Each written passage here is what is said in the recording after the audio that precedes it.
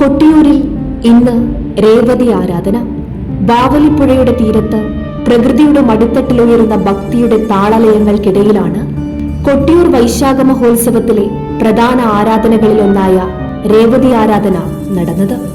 ഐതിഹ്യങ്ങളും ചരിത്രവും ഇഴചേരുന്ന ഈ പുണ്യദിനത്തിൽ വനാന്തരത്തിലെ സന്നിധിയിലേക്ക് ഭക്തരുടെ ഒഴുക്ക് വർദ്ധിച്ചു.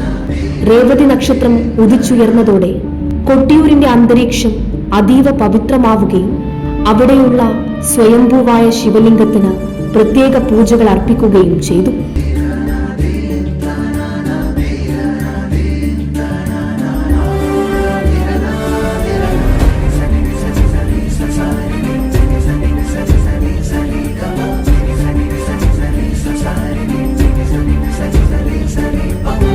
ഏറ്റവും ആകർഷകമായ ചടങ്ങുകളിലൊന്നായ പൊന്നിൻ ശീവേലിയോടെയാണ് ഈ ദിവസത്തെ ഉത്സവങ്ങൾ കൊഴുത്തു തുടങ്ങിയത്.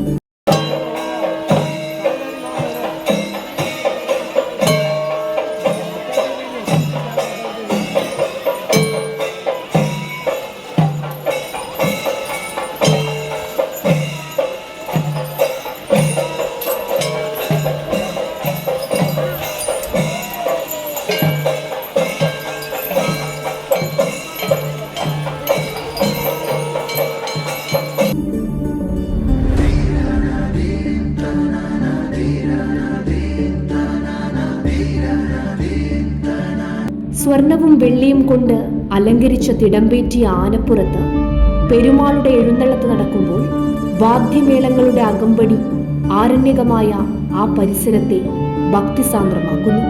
വിശേഷപ്പെട്ട കളഭവും പഞ്ചഗവ്യവും ഉപയോഗിച്ചുള്ള അഭിഷേകമാണ് രേവതി ആരാധനയുടെ കാതൽ.